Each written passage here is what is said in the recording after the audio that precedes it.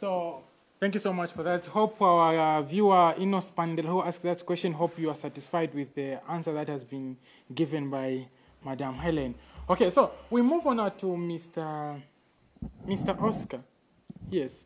Ms. Oscar, you earlier talked of you being alone as a deaf person. So how do they treat you and how comfortable are you at your work?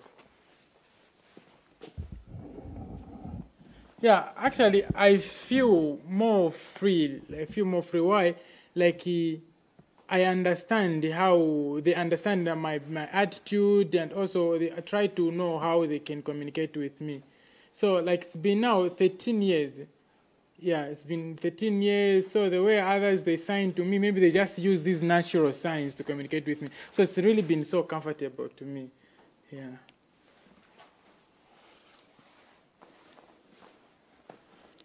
Thank you so much. Again, the question goes to Elaine. What are the biggest challenge persons with deaf-blind disability faces in the society? For example, in the hospital and in schools? Yeah. Like in terms of school, like I said, there are no schools in Zambia for deaf-blind children or adults.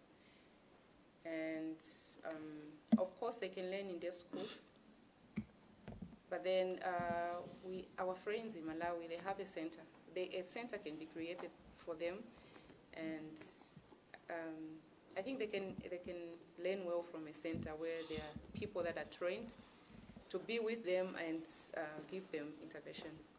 But it's very challenging because, like right now, this is when we are trying to implement education for deaf-blind children, and this is when we are trying to advocate for it so that the New Dawn government can pick it, and other stakeholders also can pick it and know that deaf-blindness exists.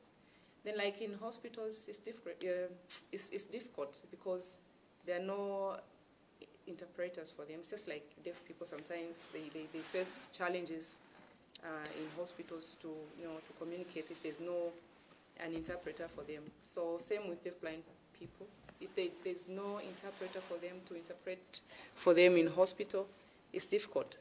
Then it's also challenging, like on our part as mothers. I remember last time when Lulu was a baby, she was sick with high temperature. Then I rushed her to UTH, and then I found a long queue. So when I tried to explain, to say my child is in this condition and she has high temperature, they couldn't understand me. They couldn't get it. All they said, just join the line. There are people that came, in the morning, so you just follow the line. So all those things, I think, makes it very challenging for a parent, Yeah, so those are the most challenging moments that we face when it comes to hospital and, yeah, when it comes to school. And especially if, like the way I'm saying that Bauleni will be a special unit for deaf-blind children, it will be difficult on the other part of other parents that are not working or that have no money to support a child or to bring the child for boarding. Even just like, transport money in terms of transport. Because deaf-blind children need, they can use a bus, yes, but it's very more comfortable